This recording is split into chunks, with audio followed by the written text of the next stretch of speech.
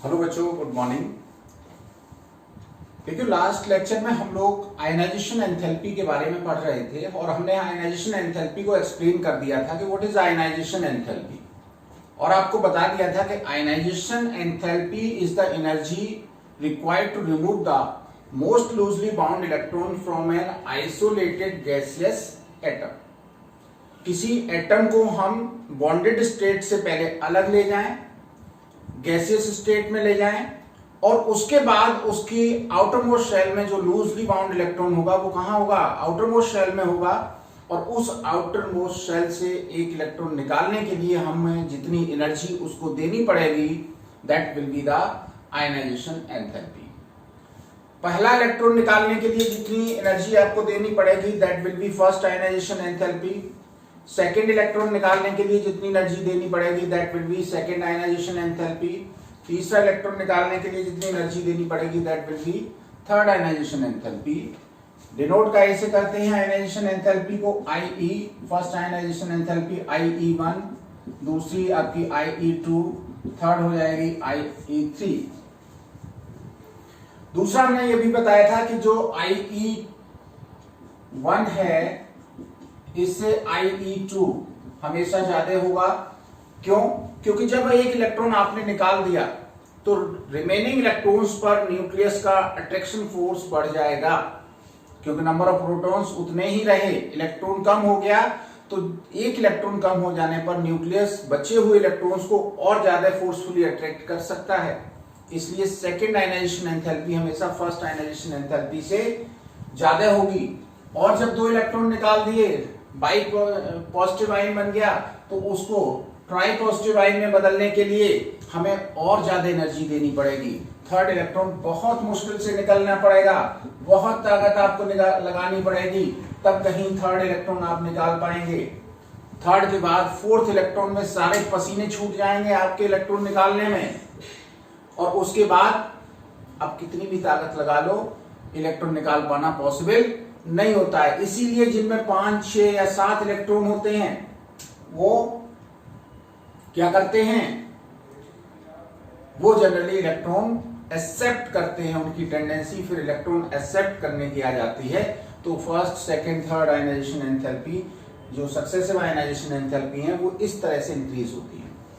Ionization enthalpy किन किन factors पर डिपेंड करती हैं, उन फैक्टर्स को भी हमने डिस्कस कर लिया था। ये एटॉमिक साइज पर, न्यूक्लियर चार्ज पर, पेनिट्रेटिंग इफेक्ट पर। और पेनिट्रेटिंग इफेक्ट क्या होता है कि इलेक्ट्रॉन कितने न्यूक्लियस के पास तक धंसा हुआ है। एक पर्टिकुलर शेल के डिफरेंट सब शेल के इलेक्ट्रॉन का पेनिट्रेशन इफेक्ट अलग अलग होता है। एस सबसे ज्यादा पेनिट्रेट करता है अंदर तक, इसलिए उसका पेनिट्रेटिंग इफेक्ट ज्यादा है और उससे इलेक्ट्रॉन निकालने में एनर्जी ज्यादा खर्च होती है। P में कम, D में और कम, F में और कम। मतलब एक ही शेल के डिफरेंट सब शेल से इलेक्ट्रॉन निकालने में डिफरेंट अमाउंट एनर्जी की जरूरत पड़ती है। और लास्ट हमने बताया था वो है electronic configuration. Half field and full field configuration से, हाफ फील्ड मतलब एग्जैक्टली हाफ फील्ड, कोई भी ऑर्बिटल है या कंप्लीटली फील्ड है, तो उससे इलेक्ट्रॉन निकालने में एनर्जी ज्यादा खर्च होती है बजाय अदर कन्फिग्रेशन के। तो ये हमने आयनाइजेशन एंथैल्पीज के बारे में बता दिया था आपको। अब हम डिस्कस करेंगे what are the variations in ionization enthalpy values when we move left to right in the periodic table or up to down within a group। क्या परिवर्तन होंगे जब हम किसी पीरियडिक टेबल में लेफ्ट से राइट चलने पर एलिमेंट्स की फर्स्ट आयनाइजेशन एंथैल्पी का स्टडी करेंगे, या फिर हम किसी ग्रुप में अप टू डाउन जाने पर एलिमेंट्स की आयनाइजेशन एंथैल्पीज का स्टडी करेंगे। तो सबसे पहले हम वेरिएशन देख रहे हैं पीरियड में। Variation of ionisation enthalpies along a period. देखिए, थोड़ा सा विचार करिए, पीरियड के में लेफ्ट से राइट जाने पर क्या इलेक्ट्रॉनिक कॉन्फ़िगरेशन में चेंज नजर आता है। तो आप देखिए, जब किसी पीरियड में लेफ्ट से राइट चलेंगे तो नंबर ऑफ सेल्स तो कांस्टेंट रहेंगी। सेकेंड पीरियड में जा रहे हैं 2 सेल्स होंगी, थर्ड में जा रहे हैं 3 सेल्स होंगी, तो number of shells in a particular period remains constant. लेकिन होता क्या है, पीरियड में लेफ्ट से राइट जाने पर हर अगले एलिमेंट में एक तो न्यूक्लियर चार्ज बढ़ जाता है 1 यूनिट, और उसकी आउटर मोस्ट शेल में एक इलेक्ट्रॉन बढ़ जाता है। क्या होता है, लेफ्ट से राइट जाने पर हर अगले एलिमेंट में क्या होगा, एक न्यूक्लियर चार्ज बढ़ेगा और बाहर वाली शेल में, उसी शेल में इलेक्ट्रॉन बढ़ेगा। और इन दोनों वजहों से क्या होगा, effective nuclear charge. Effective nuclear charge means force of attraction of nucleus towards the outermost shell electron will increase continuously. तो आप जैसे इधर से इधर जाएंगे, यहां पर इलेक्ट्रॉन ये हैं इतनी डिस्टेंस पर, थोड़ा सा आप अगले एलिमेंट में गए, थोड़ा सा पास आ गए, और अगले एलिमेंट में गए और पास आ गए, और अगले एलिमेंट में गए और पास आ गए, और अगले एलिमेंट में गए और पास आ गए। नंबर ऑफ सेल्स तो वही हैं, फिर साइज कम क्यों हो रहा है, क्योंकि लेफ्ट से राइट जाने पर लगातार अट्रैक्शन फोर्स बढ़ रहा है, न्यूक्लियस इलेक्ट्रॉनों को अपनी तरफ ज्यादा खींचता चला जा रहा है, इसलिए शेल जो है वो थोड़ी सी श्रिंक, हम ये देखो श्रिंक दिखा रहे हैं, ये एलिमेंट यहां पर इतना, फिर इतना, फिर इतना, फिर इतना, मतलब आगे की तरफ केवल अट्रैक्शन फोर्स बढ़ने की वजह से लेफ्ट से राइट चलने पर क्या होता है, अट्रैक्शन फोर्स बढ़ता चला जाता है, रेडियाई कम होती जाती है, जिस वजह से आयनाइजेशन एंथैल्पी की वैल्यू इंक्रीज हो जाती है। जब अट्रैक्शन फोर्स बढ़ेगा तो इलेक्ट्रॉन निकालने में एनर्जी ज्यादा खर्च होगी, so in general ionisation enthalpy will increase when we move left to right in a period. हालांकि कुछ इसमें एक्सेप्शनल केसेस भी हैं, उनको हम बाद में डिस्कस करेंगे। तो in general on moving left to right along a period,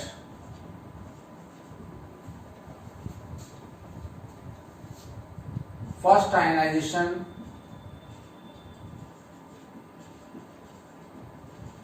enthalpies of elements, इसमें हम वर्ड जनरल यूज किया है, हमेशा नहीं है, ऑलवेज नहीं है, in general. First ionisation enthalpies of elements increases.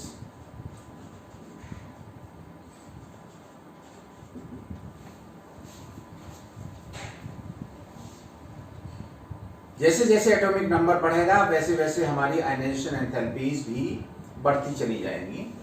Elements increases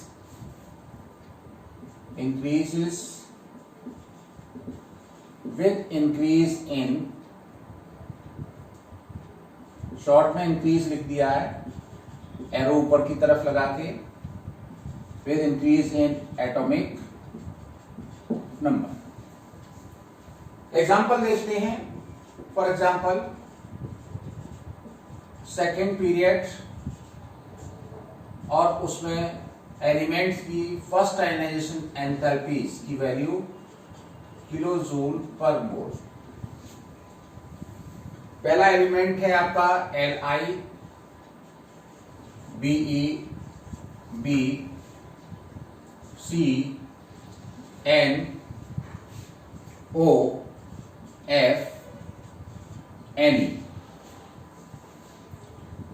अब इनकी आयनाइजेशन एंथैल्पीज की वैल्यू देखिए, 520, 899, 801 लगातार इंक्रीज होनी चाहिए। यहां थोड़ा सा आपको डिस्टरबेंस नजर आ रहा है, बाद में एक्सप्लेन करेंगे क्यों आ रहा है।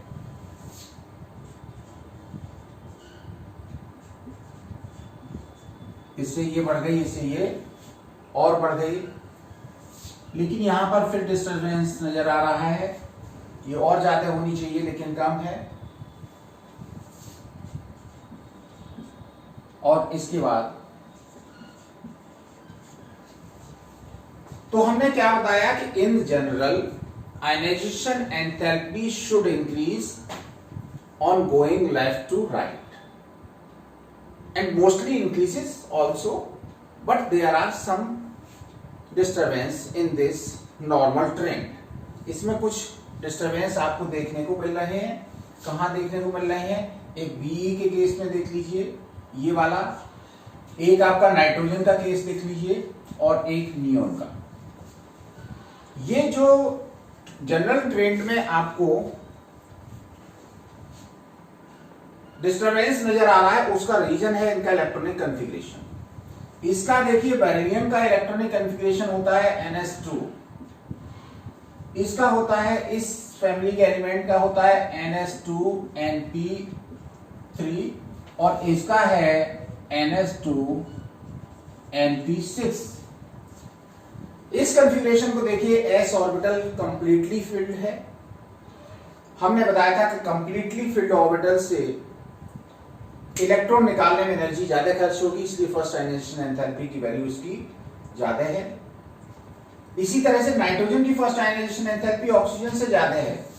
उसका रीजन ये है कि नाइट्रोजन का इलेक्ट्रॉनिक कॉन्फ़िगरेशन NS2Np3 और इसका इलेक्ट्रॉनिक कॉन्फ़िगरेशन NS2Np4 है, तो इसमें हाफ फील्ड से एक इलेक्ट्रॉन ज्यादा है जबकि इसका एग्जैक्टली हाफ फील्ड है. तो एग्जैक्टली हाफ फील्ड से जब इलेक्ट्रॉन पुल करेंगे तो उसको पुल करने में एनर्जी ज्यादा खर्च हो जाएगी, इसलिए फर्स्ट आयनाइजेशन एंथैल्पी नाइट्रोजन की ज्यादा है, ऑक्सीजन की कम है.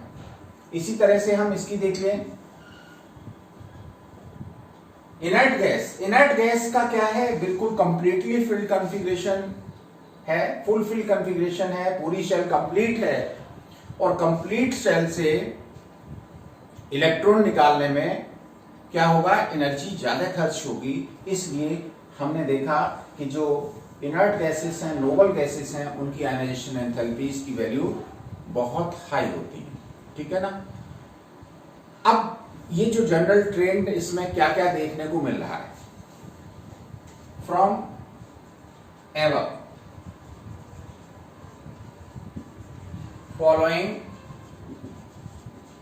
ऑब्जर्वेशंस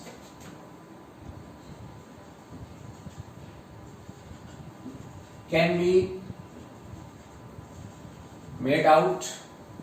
पहला ऑब्जर्वेशन ये देखने को मिला है कि जब हम लेफ्ट से राइट चलते हैं तो न्यूक्लियर चार्ज लगातार इंक्रीज होता है जबकि नंबर ऑफ सेल्स कांस्टेंट रहती हैं, इसलिए इफेक्टिव न्यूक्लियर चार्ज बढ़ता है और आयनाइजेशन एंथैल्पी लगातार बढ़ती जाती है. तो क्या पहला ट्रेंड हम लिख सकते हैं? क्या हम ऑब्जर्वेशन देख रहे हैं कि on moving left to right nuclear charge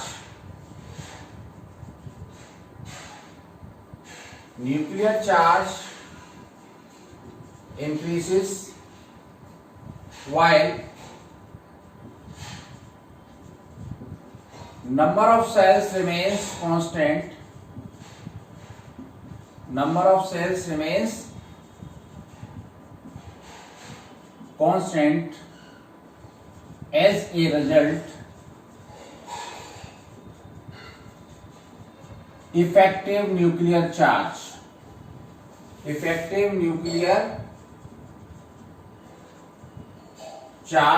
increases and hence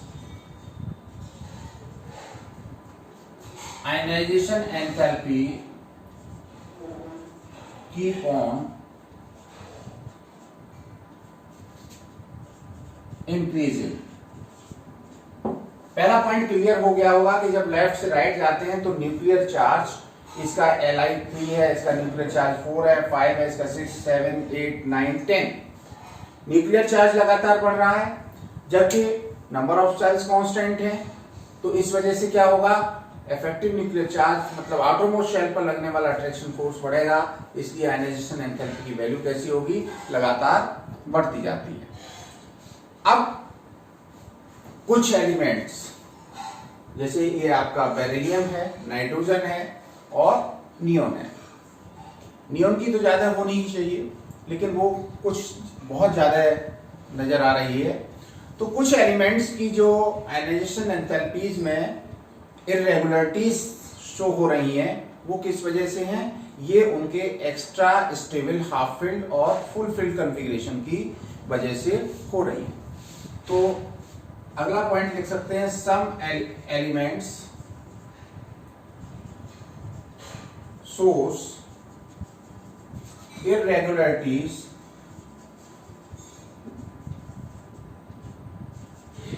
in general trend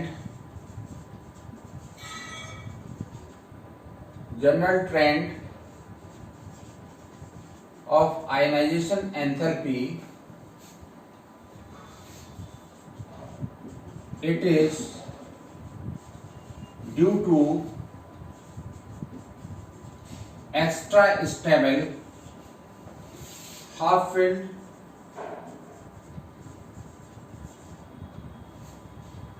and completely filled configuration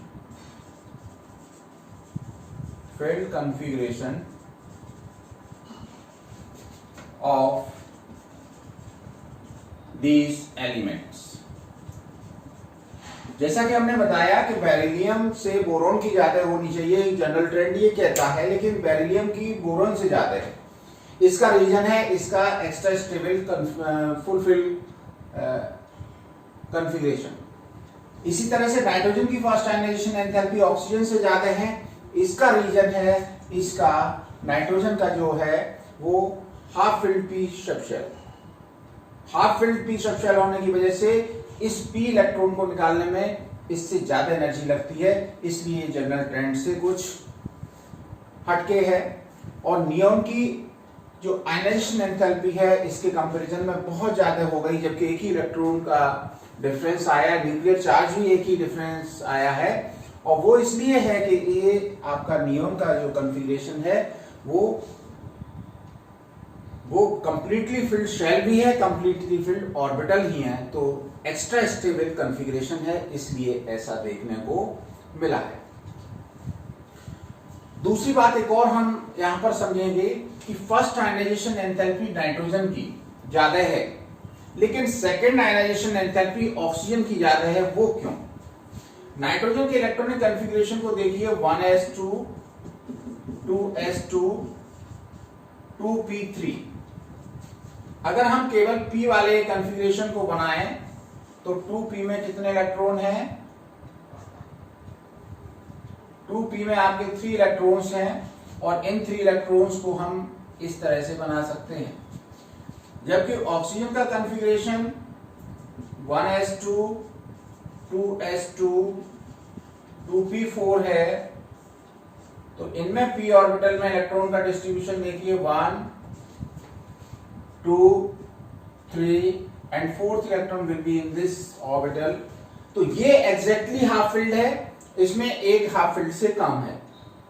तो अगर इससे इलेक्ट्रॉन निकाल लेंगे तो इनमें हाफ फिल्ड कॉन्फ़िगरेशन होने की वजह से फर्स्ट आयनाइजेशन एंथैल्पी नाइट्रोजन की ज्यादा होगी ऑक्सीजन से, क्योंकि इसमें जो इलेक्ट्रॉन है वो आपका डबल इलेक्ट्रॉन है, तो इस इलेक्ट्रॉन को निकालने में एनर्जी इसके कंपैरिजन में कम खर्च होगी।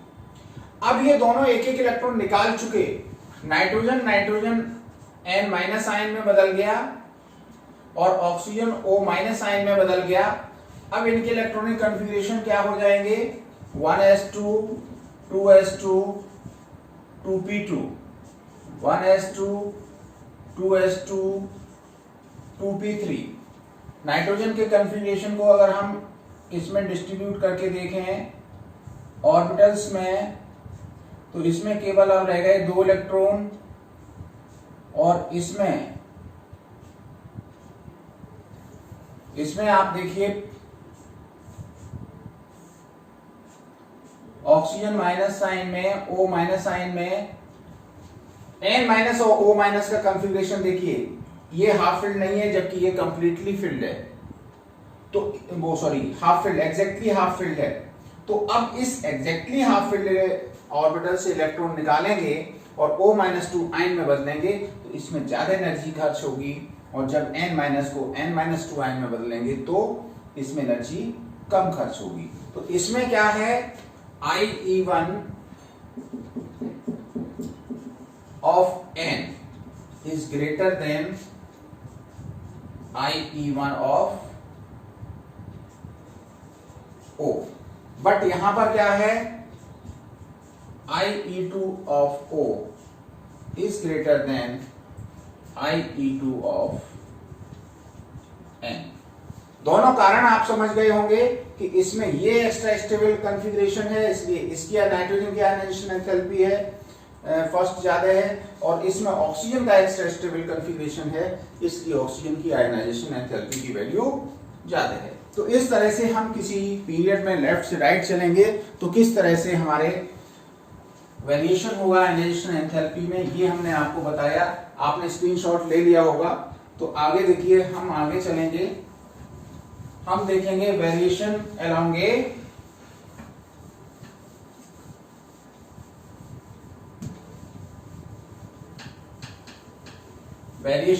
ए ग्रुप। अभी अलोंग ए पीरियड देख रहे थे, अब हम एक विद इन ए ग्रुप देखेंगे, एक ग्रुप में किस तरह से वेरिएशन आयनाइजेशन एंथैल्पी का होगा। तो बी पार्ट आता है variation of ionisation enthalpy within a group. देखिए, ग्रुप में एक जनरल ट्रेंड देखने को मिलेगा कि जब हम ऊपर से नीचे की ओर जाएंगे तो क्या होगा, हमारा एटॉमिक साइज लगातार बढ़ता जाएगा। अगला एलिमेंट में एटॉमिक साइज बढ़ेगा, फिर अगले में एटॉमिक साइज बढ़ेगा, फिर अगले में एटॉमिक साइज बढ़ेगा। तो एटॉमिक साइज तो हमारा लगातार बढ़ता चला जा रहा है, लेकिन साथ ही साथ क्या हो रहा है, न्यूक्लियर चार्ज भी बढ़ रहा है। एटॉमिक साइज बढ़ने की वजह से क्या होगा, डिस्टेंस बढ़ेगी, डिस्टेंस बढ़ेगी तो अट्रैक्शन फोर्स कम होना चाहिए, डिस्टेंस बढ़ने से अट्रैक्शन फोर्स कम होना चाहिए।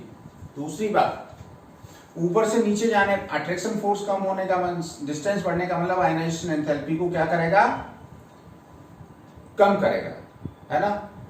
तो दूसरी बात साथ ही साथ क्या हो रही है, दूसरी बात ये हो रही है कि ऊपर से नीचे जाने पर हमारी शील्डिंग इफेक्ट की वजह, शील्डिंग इफेक्ट जो है लगातार बढ़ रहा है। शील्डिंग इफेक्ट क्या होता है, हमने आपको बताया था कि न्यूक्लियस और आउटरमोस्ट सेल के बीच के जितने भी सेल्स होते हैं उनके इलेक्ट्रॉन न्यूक्लियर चार्ज को बाहर जाने से रोकते हैं।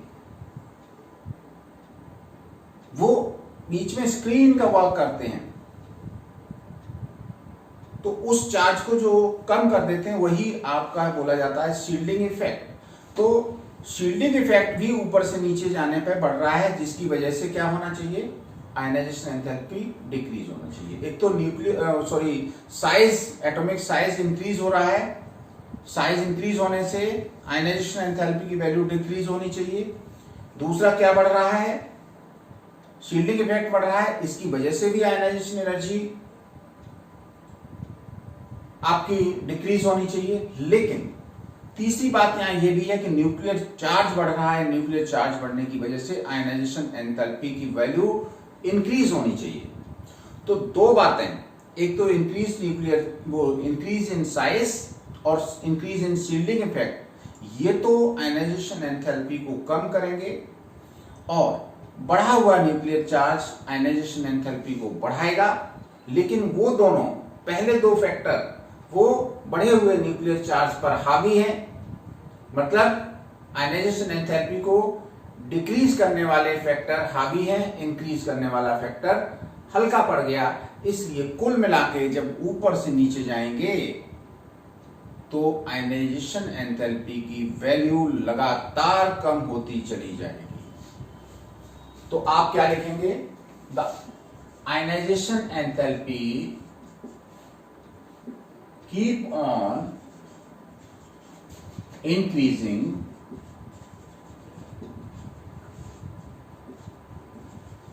when we move top to bottom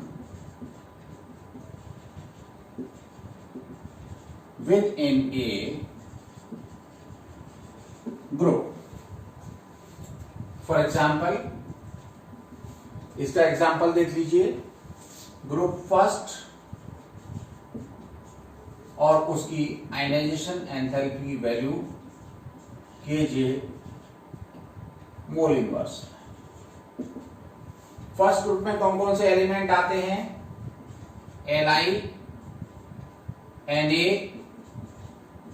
K, Rb, Cs। Li, Na, K, Rb and Cs। Li की तो आयनाइजेशन एंथैल्पी आपने पढ़ी थी, कितनी थी? 520। सोडियम की आपकी होती है 496। पोटेशियम की जो होती है इसकी आयनाइजेशन एंथैल्पी होती है 419। इसके अलावा लेड की 403 और सीजियम की होती है आपकी लगभग 374। तो आप ये देख रहे हैं कि आयनाइजेशन एंथैल्पीज की वैल्यूज नीचे आने पर लगातार कैसी हो रही हैं? कम होती जा रही हैं। इसका एटॉमिक नंबर कितना है? 3 है। न्यूक्लियर चार्ज 3 होगा। इसका 11 है, इसका 19 है, इसका कितना है? 37 है और इसका 55 होगा। तो आप देख रहे हैं न्यूक्लियर चार्ज लगातार बढ़ रहा है। न्यूक्लियर चार्ज बढ़ने के साथ साथ साइज एटम का बढ़ रहा है। साइज एटम के बढ़ने के बाद सीडलिंग इफेक्ट भी बढ़ रहा है। तो दो फैक्टर, एक तो सीडलिंग इफेक्ट और इंक्रीज साइज, ये आयनाइजेशन एंथैल्पी को कम करने में लगे हुए हैं और न्यूक्लियर चार्ज ये आयनाइजेशन एंथैल्पी को बढ़ाना चाह रहा है। दोनों का कंपटीशन हुआ तो कुल मिला के आयनाइजेशन एंथैल्पी की वैल्यू डिक्रीज होनी चाहिए और हो भी रही है। वैसे बहुत ज्यादा डिक्रीज होनी चाहिए क्योंकि साइज एकदम एक एक शेल बढ़ती चली जा रही है, लेकिन उस रेशियो में, जिस रेशियो में साइज बढ़ रहा है उस रेशियो में आयनाइजेशन एंथैल्पी डिक्रीज नहीं हो रही है। उसका कारण वही है कि न्यूक्लियर चार्ज भी अट्रैक्शन फोर्स लगातार बढ़ाता जा रहा है, इसलिए वैल्यू उतनी ज्यादा कम आयनाइजेशन एंथैल्पी की नहीं हो रही है जो साइज बढ़ने पर हो जानी चाहिए थी। अब आता है ग्रुप 7 के बारे में और देख लें। ग्रुप 7 में कौन कौन आते हैं? हैलोजेंस आते हैं। इनकी IE1, ये भी IE1 है। फर्स्ट आयनाइजेशन एंथैल्पी है Kj मोल इनवर्स में हमें देखनी है। Fluorine, chlorine, bromine, iodine, एस्टेटीन। Fluorine की आयनाइजेशन एंथैल्पी, क्लोरीन की, ब्रोमीन की, आयोडीन की, एस्टेटीन की, इनकी आयनाइजेशन एंथैल्पी को हम देखना चाह रहे हैं। तो देखिए इसकी है 1681। कितनी है? 1681। इसके बाद इसकी है 1255। इसके बाद आपकी 1142, 1142 है। 1009, 1009 है और इसकी है आपकी 917। तो इसमें भी देखिए लगातार आयनाइजेशन एंथैल्पी की वैल्यू कम होती जा रही है। उसका रीजन वही है कि कुल मिला के इफेक्टिव न्यूक्लियर चार्ज ऊपर से नीचे की ओर जाने पर कम हो रहा है। तो आप रीजंस नोट करना चाहें उसको हम डिक्टेट किए दे रहे हैं, आप नोट कर सकते हैं कि why ionisation enthalpy in decreases on moving top to bottom in a group. आप कॉपी पेन जल्दी से आप लेके बैठिए, हम आपको डिक्टेट कर रहे हैं कि क्यों ऐसा होता है। तो पहला पॉइंट लिखिए, on moving down the group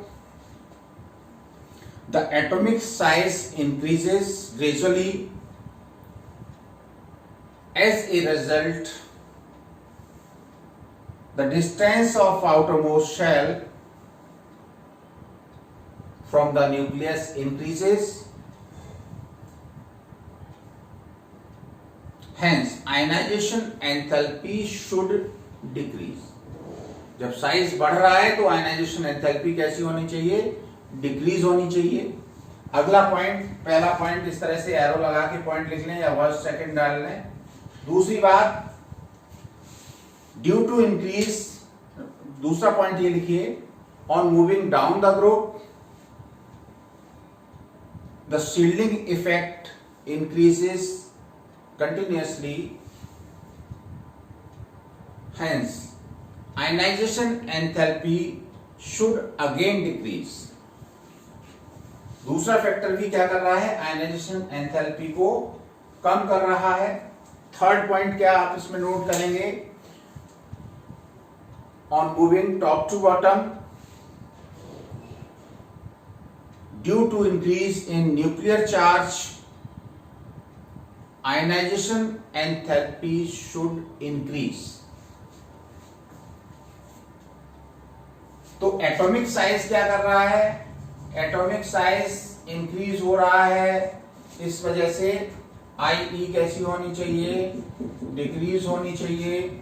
इसमें क्या हो रहा है, shielding effect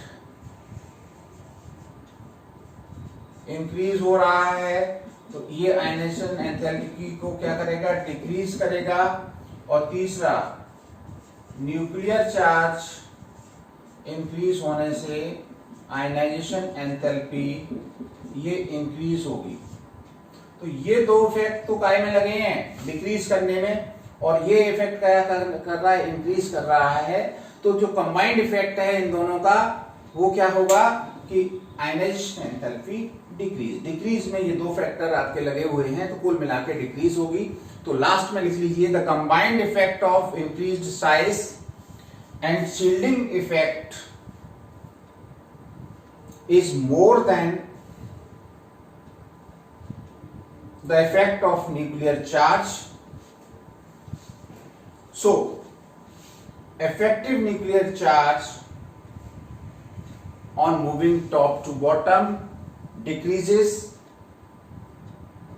hence ionization enthalpy also decreases. तो ये आपका पूरा रीजन हो गया आयनाइजेशन एंथैल्पी। अब आपको भूलना नहीं चाहिए कि आयनाइजेशन एंथैल्पीज की वैल्यू किस तरह से हमारी ऊपर से नीचे जाने पर आपकी डिक्रीज क्यों हो रही है, और लेफ्ट से राइट जाने पर आयनाइजेशन एंथैल्पी की वैल्यू लगातार इंक्रीज हो रही है, और उनमें कुछ वेरिएशन है, वो क्यों है। ये सारी चीजें आपको समझ में आ गई होंगी। अब आपका नेक्स्ट टॉपिक है इलेक्ट्रॉन गेन एंथैल्पी। इसको जल्दी से नोट करिए।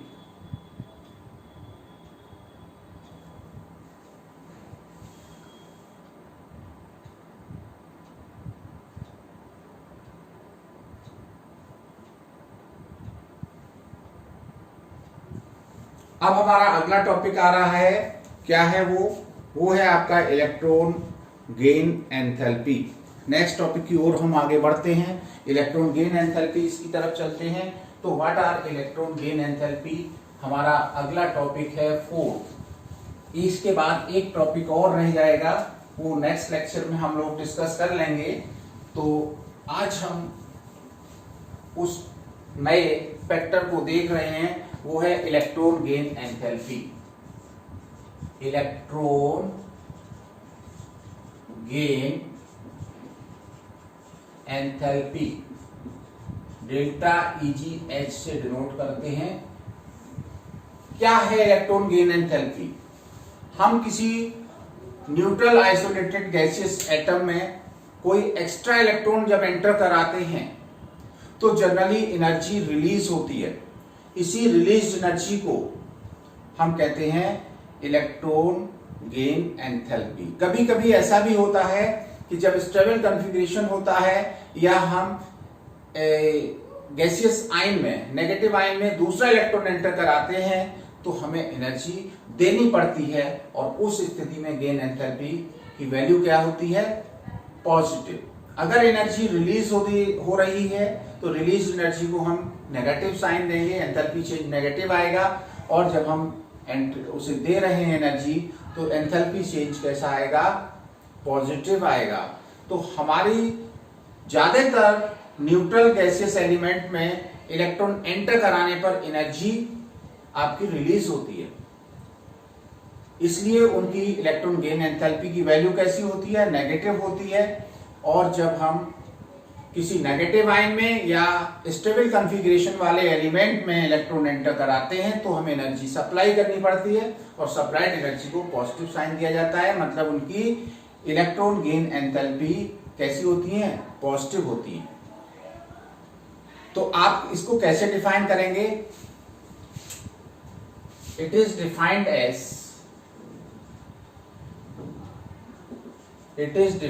एज द एनर्जी रिलीज्ड, हम गेन भी लिख सकते हैं, when an extra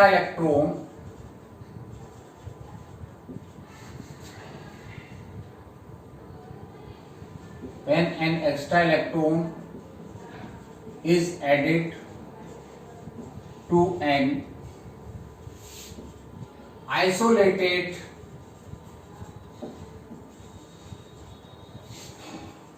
gaseous atom to convert in its A9. किसी गैसियस एटम को उसके एनाइन में कन्वर्ट करने के लिए जो एनर्जी रिलीज होती है वो कहलाती है electron gain enthalpy, and it is denoted by delta EGH।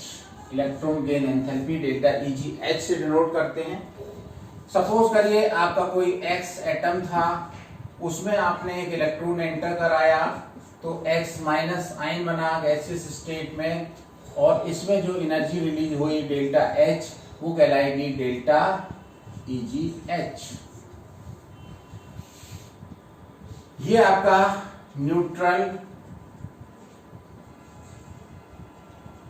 Gaseous atom है और ये एनाइन। तो न्यूट्रल गैसियस एटम को एनाइन में चेंज करने के लिए जो एनर्जी की जरूरत, जो एनर्जी रिलीज होती है वो कहलाती है इलेक्ट्रॉन गेन एंथैल्पी।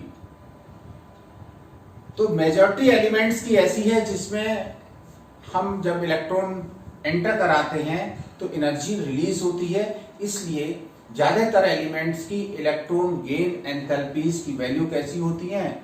नेगेटिव होती है। उनको नेगेटिव साइन दिया जाता है जिनमें एनर्जी रिलीज होती है। लेकिन नोबल गैसेस या स्टेबल कॉन्फ़िगरेशन वाले जिनके हाफ फील्ड या कंप्लीटली फील्ड ऑर्बिटल्स हैं वैलेंस शेल में, उनको एनर्जी देनी पड़ती है उसमें इलेक्ट्रॉन एंटर कराने के लिए। तो उनकी इलेक्ट्रॉन गेन एंथैल्पीज की वैल्यू कैसी आती है? पॉजिटिव आती है। तो इस तरह से आपकी ये इलेक्ट्रॉन गेन एंथैल्पी क्या होती है और किनकी नेगेटिव और किनकी पॉजिटिव होती है ये आपको बता दिया। अब आती हैं successive electron gain enthalpies. Successive electron gain enthalpies, जिस तरह से second ionisation enthalpy, third ionisation enthalpy हुआ करती थी, उसी तरह से एलिमेंट्स की सेकेंड इलेक्ट्रॉन गेन एंथैल्पी और थर्ड इलेक्ट्रॉन गेन एंथैल्पीज भी होती हैं, और इन्हीं को हम क्या कहते हैं? Successive electron gain enthalpy. हालांकि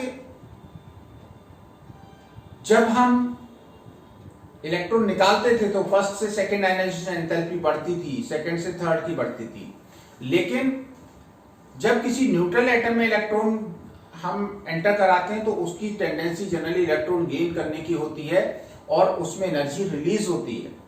लेकिन फिर जब हम एक इलेक्ट्रोनेगेटिव आयन बन गया, उस नेगेटिव आयन में दूसरा इलेक्ट्रॉन एंटर कराते हैं तो वो जो बाहर वाली शेल के इलेक्ट्रॉन हैं वो रिपल्सन क्रिएट करने लगते हैं, आने वाले इलेक्ट्रॉन को जो है उस पर रिपल्सन लगाते हैं। तो अब हम उसमें रिपल्सन लगने पर जब हम इलेक्ट्रॉन फिर भी एंटर कराना चाहेंगे तो एनर्जी आपको देनी पड़ेगी। एक बेंच पे कोई अकेला बच्चा बैठा है, दूसरा आता है तो दूसरा बड़े खुशी खुशी आसानी से उसको बैठा लेता है। अब उसकी कैपेसिटी अगर 2 की ही है और तीसरा बच्चा अगर आया, हमने कहा बैठा लीजिए, जगह नहीं है, तो क्या करेंगे? आप उसको आसानी से नहीं बैठने देंगे। तो अब क्या करना पड़ेगा? हमें आपसे कह के बैठालना पड़ेगा फोर्सफुली कि नहीं बैठा लीजिए। हालांकि आजकल जो कोरोना का टाइम चल रहा है इसमें कोई भाई सिंगल से डबल भी नहीं करना चाहेगा, चिंता ना करिए, लेकिन एक हम एग्जांपल दे रहे हैं कि ऐसा होगा या नहीं होगा। होगा। तो वही ये है कि जब इलेक्ट्रॉन उसमें बढ़ते हैं और नेगेटिव आयन बन जाता है तो रिपल्सन शुरू हो जाता है, और उस रिपल्सन की वजह से जब हम दूसरा इलेक्ट्रॉन एंटर कराना चाहते हैं तो हमें एनर्जी देनी पड़ती है, और इसीलिए सेकंड गेन एंथैल्पीज की वैल्यू जनरली नेगेटिव की बजाय पॉजिटिव होती है। तो ये क्वेश्चन पूछा जाता है कि first ionisation enthalpies are generally negative and second ionisation second gain enthalpies are have to give in the positive sign. तो वो यही रीजन है कि फर्स्ट इलेक्ट्रॉन जब हम एंटर कराते हैं तो एनर्जी रिलीज होती है, और जब उस एनाइन में दूसरा इलेक्ट्रॉन एंटर कराते हैं तो एनर्जी आपको देनी पड़ती है। एक एग्जांपल देख लेते हैं कि ऑक्सीजन गैस है, न्यूट्रल एटम है, इसमें इलेक्ट्रॉन आपने एंटर कराया तो इसका ये ऑक्सीजन यूनिपॉजिटिव आयन बना, और इसमें जो एनर्जी रिलीज हुई वो कहलाएगी इसकी डेल्टा EgH1 -141 किलो जूल पर मोल। इतनी एनर्जी इसमें रिलीज होती है, और फिर जब हम इस O- आयन में दूसरा इलेक्ट्रॉन एंटर कराते हैं तो O2- आयन बनता है। इसमें जो एनर्जी होती है वो देनी पड़ती है, और कितनी देनी पड़ती है? वो देनी पड़ती है 780 kilo joule for 1 mole oxygen anions. तो आपने क्या देखा कि second ionisation enthalpy positive, first negative. First में एनर्जी रिलीज हो रही थी एंटर कराने पर, दूसरे में आपको देनी पड़ी। अब आता है वो कौन से फैक्टर्स हैं जो इलेक्ट्रॉन गेन एंथैल्पी जिन पर डिपेंड करती है। तो factors on which electron gain enthalpy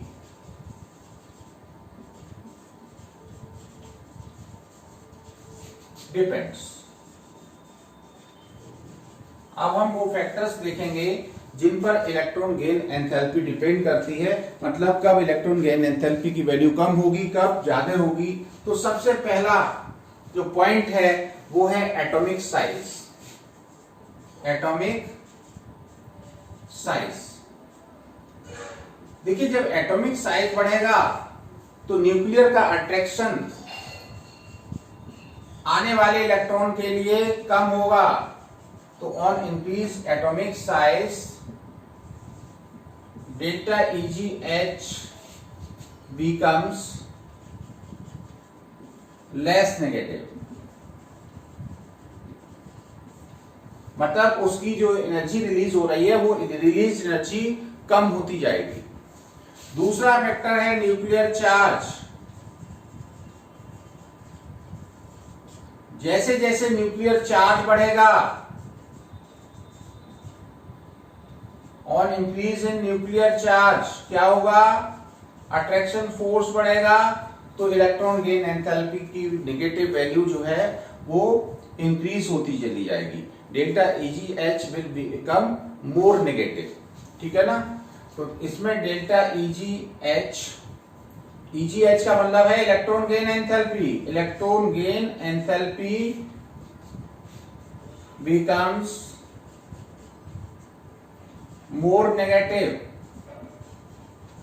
क्योंकि न्यूक्लियर चार्ज बढ़ने पर इनकमिंग इलेक्ट्रॉन के लिए अट्रैक्शन फोर्स बढ़ता चला जा रहा है। तीसरा पॉइंट है इलेक्ट्रॉनिक कॉन्फ़िगरेशन।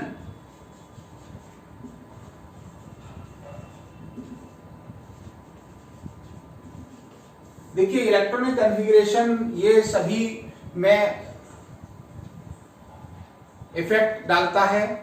तो जो एग्जैक्टली हाफ फिल्ड होते हैं या फुल फिल्ड कॉन्फ़िगरेशन होते हैं उनकी इलेक्ट्रॉन गेन एंथैल्पीज की वैल्यू पॉजिटिव आती हैं, क्योंकि उन कॉन्फ़िगरेशन में इलेक्ट्रॉन एंटर करने पर एनर्जी आपको देनी पड़ती है। तो extra stable, for extra stable exactly half filled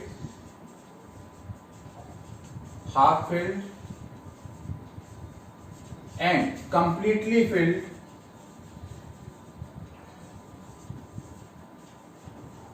orbitals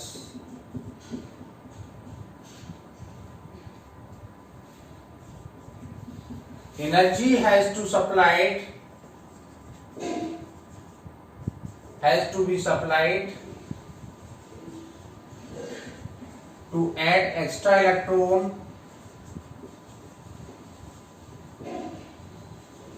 therefore delta EGH of such elements are positive, क्योंकि इनमें एनर्जी देनी पड़ती है। तो ये रहा आपका इलेक्ट्रॉन गेन एंथैल्पी, और उन इलेक्ट्रॉन गेन एंथैल्पी को कौन कौन से फैक्टर इफेक्ट करते हैं। अब हम यहां तक आप इसको कंप्लीट करिए, नोट्स बनाइए, रिवाइज करिए। ये फैक्टर्स रीजन बहुत पूछे जाते हैं एग्जाम्स में। इसके बाद हम इनके कुछ वेरिएशन को देखेंगे और इसके बाद इलेक्ट्रोनेगेटिविटी को देखेंगे। एक इलेक्ट्रोनेगेटिविटी टॉपिक और इसका बचा हुआ है, वो हम नेक्स्ट लेक्चर में कंप्लीट करेंगे। तब तक आप ये अपना नोट्स बनाइए, कंप्लीट करिए। Thank you.